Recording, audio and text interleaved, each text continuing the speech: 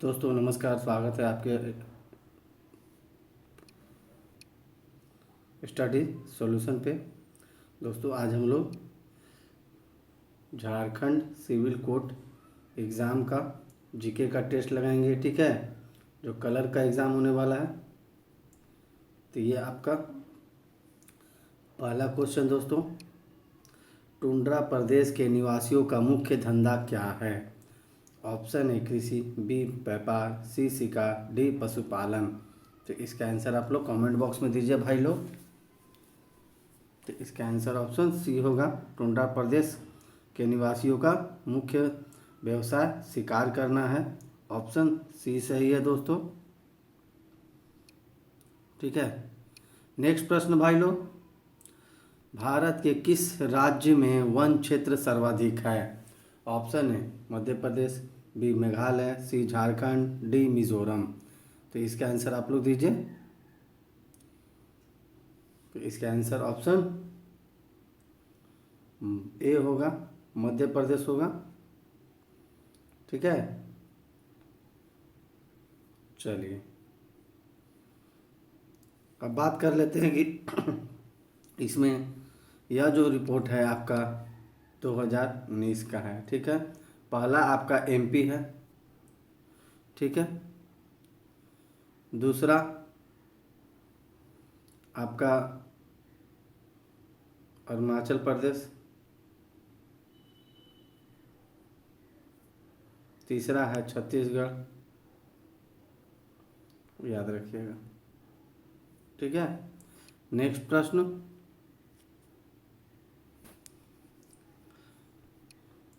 मिट्टी का कटाव सर्वाधिक किस प्रकार की मिट्टी में होता है? ऑप्शन है बलुई मिट्टी, बी सिल्टी मिट्टी, सी मटियार मिट्टी, डी ये सभी।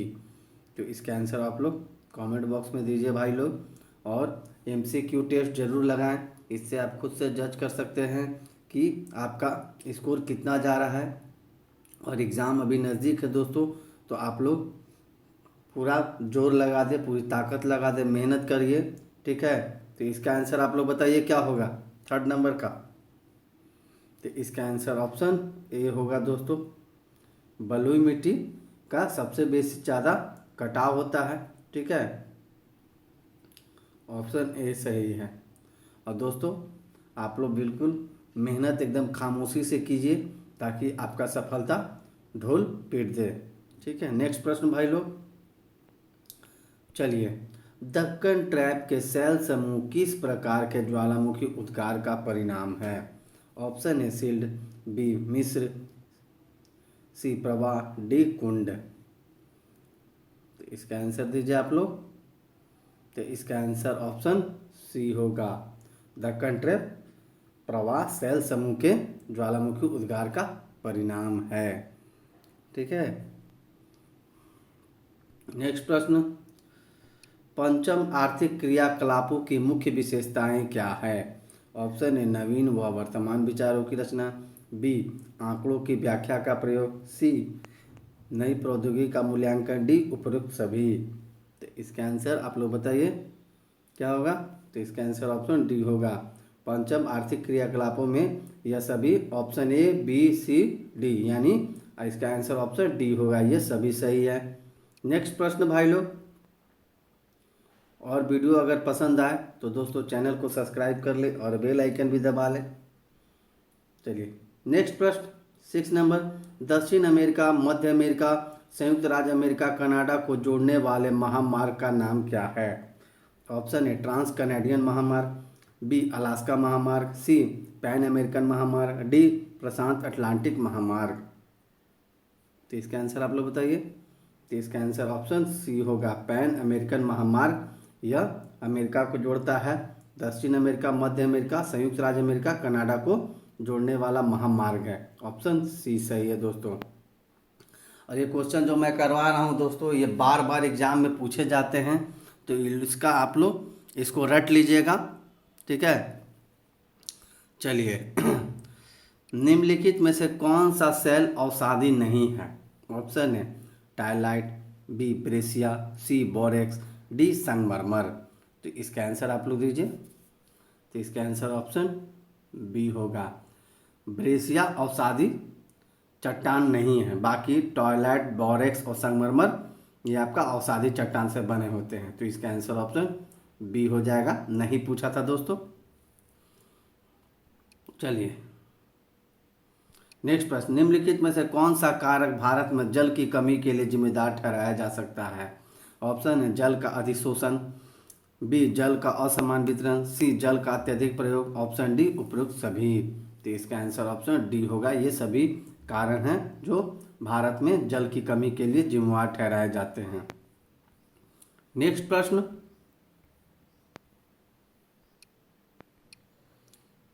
दोस्तों, निम्न में से किस काल में पहिए का आविष्कार हुआ था? भी आई हुई दोस्तों, ये क्वेश्चन बार बार छपता है, ठीक है। चलिए तो इसका आंसर आप लोग दीजिए क्या होगा? तो इसका आंसर ऑप्शन सी होगा, नवपाषाण काल में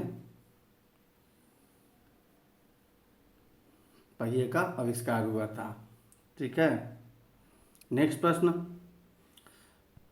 मेसोपोटामिया की सभ्यता के अंतर्गत प्रौद्योगिकी के क्षेत्र में महत्वपूर्ण आविष्कार क्या है? तो इसका आंसर आप लोग दीजिए, 4 ऑप्शन है दोस्तों, जल्दी जल्दी आंसर दीजिए। तो इसका आंसर ऑप्शन बी होगा, कुम्हार के चाक का निर्माण हुआ था, ऑप्शन बी सही है। नेक्स्ट प्रश्न, सामंतवाद के पतन का प्रमुख कारण क्या है? तो इसका आंसर कमेंट बॉक्स में दीजिए। तो इसका आंसर ऑप्शन सी होगा, किसानों का विद्रोह हुआ जिसके कारण सामंतवाद का पतन का प्रमुख कारण है भाई लोग। चलिए नेक्स्ट प्रश्न, विजयनगर किस नदी के किनारे स्थित है? तो ये भी आई है दोस्तों, ये छपेगा, ठीक है। और आप लोग तुक्का भी लगाना सीखिए, कैसे तुक्का लगाया जाता है।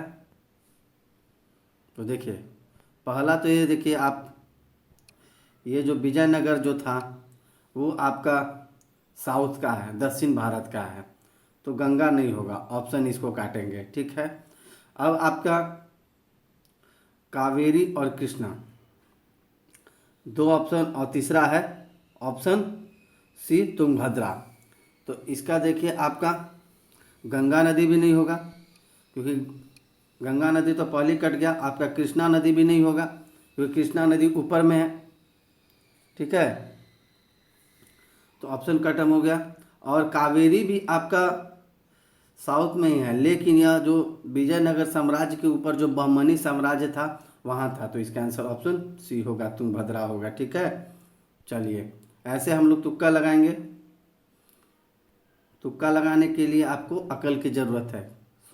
ये बोलते हैं ना दोस्तों कि चोरी करने के लिए भी अकल चाहिए, तो थोड़ा बहुत आप पढ़े रहिएगा, तभी आपको पता होना चाहिए कौन सा इलाका कहाँ है, तभी आप लगा पाइएगा। चलिए अगला, यूरोप में पूंजीवाद की शुरुआत किसके फलस्वरूप हुई? तो इसका आंसर देखिए दिया हुआ है 4 ऑप्शन, ठीक है। तो इसका आंसर आप लोग तुक्का लगाइए, यूरोप में पूंजीवाद कहाँ से शुरुआत हुआ है?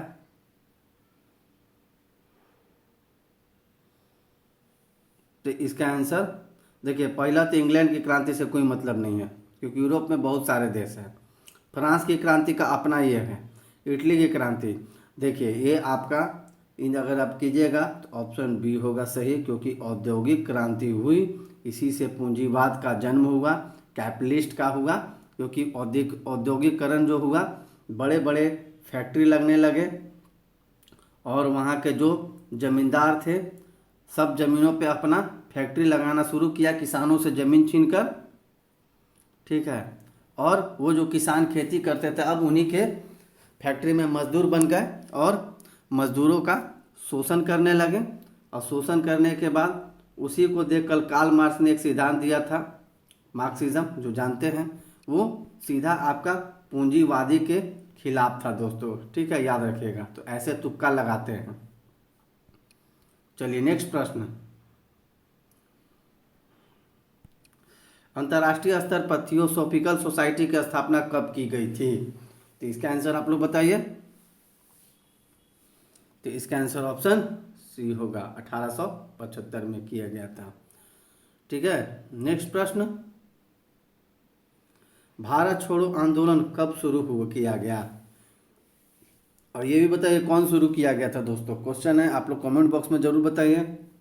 तो इसका आंसर होगा अगस्त 1942 में। इस ऑप्शन को भी आप तुक्का लगाकर छाट सकते थे, ऑप्शन को छाटना पहला तो देखिए दिसंबर 1944 होगा नहीं, ठीक है, और अगस्त 1947 भी नहीं होगा, ठीक है, क्योंकि उस समय गोलमेज सम्मेलन हो रहा था, थर्ड गोलमेज सम्मेलन के टाइम था। उसके बाद गांधी जी को भी जेल में देखा गया था, उसके बाद जब जेल से निकले थे।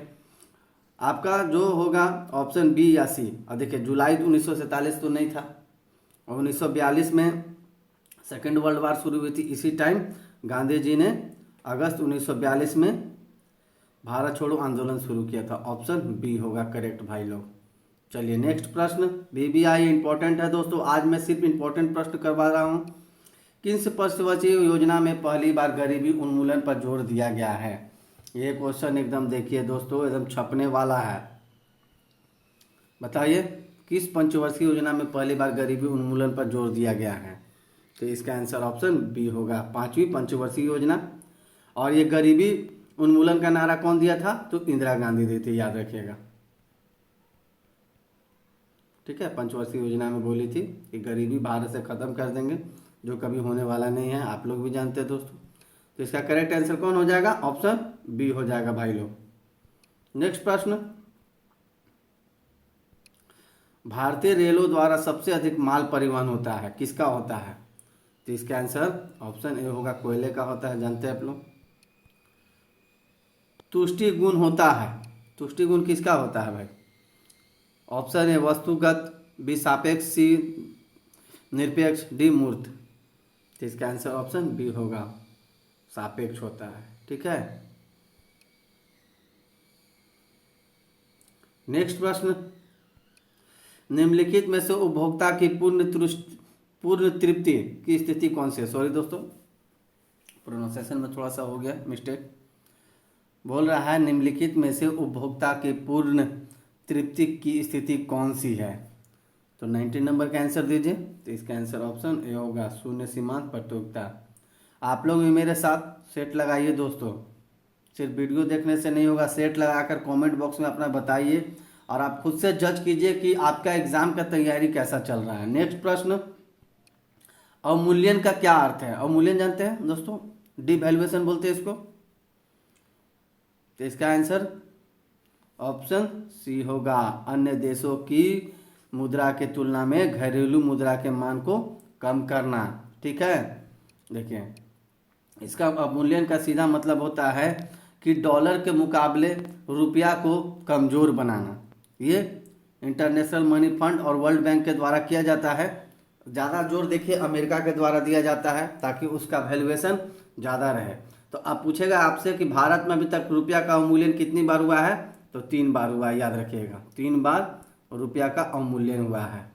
ये एकदम बीबीआई है दोस्तों, बार बार रिपीट होने वाले प्रश्न हैं। चलिए नेक्स्ट प्रश्न, अंतर्राष्ट्रीय वित्त निगम किसके अधीन कार्य करता है? तो किस नंबर का आंसर दीजिए। तो यह विश्व बैंक के अधीन काम करता है अंतर्राष्ट्रीय वित्त निगम, ठीक है। चलिए नेक्स्ट प्रश्न, राष्ट्रीय धातु कर्म प्रयोगशाला कहाँ स्थित है? एक झारखंड से प्रश्न रहेगा दोस्तों। तो ये जानते हैं जमशेदपुर में रहा, ऑप्शन डी सही है। जैव मंडल में सभी जीवित जातियां जीवित रहने के लिए एक दूसरे से परस्पर संबंधित और निर्भर है। इस जीवन आधारित तंत्र को खाली स्थान कहते हैं। तो इसका आंसर बताइए क्या होगा?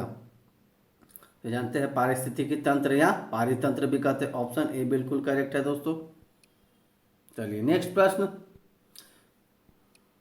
किस अनुच्छेद के अनुसार जम्मू कश्मीर के लिए निवारक निरोध संबंधी विधि बनाने की शक्ति संसद को नहीं बल्कि राज्य विधानमंडल को प्राप्त है?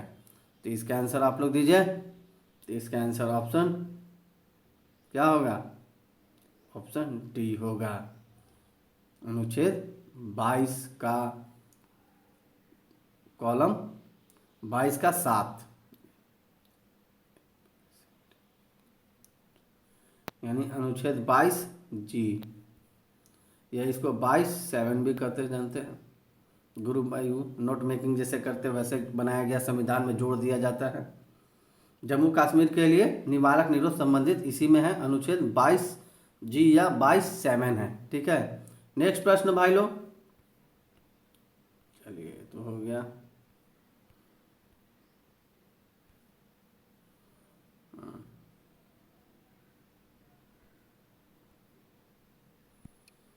मुख्यमंत्री की नियुक्ति किसके द्वारा की जाती है? तो इसका आंसर बताइए दोस्तों, क्या होगा? लॉलीपॉप क्वेश्चन है, तो इसका आंसर ऑप्शन ए होगा। मुख्यमंत्री की नियुक्ति राज्यपाल के द्वारा की जाती है।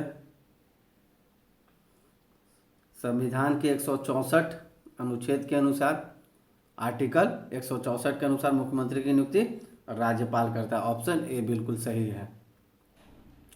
फास्ट ट्रैक अदालतों में विशेषतः किस प्रकार के मामलों की सुनवाई की जाती है? तो इसका आंसर आप लोग बताइए।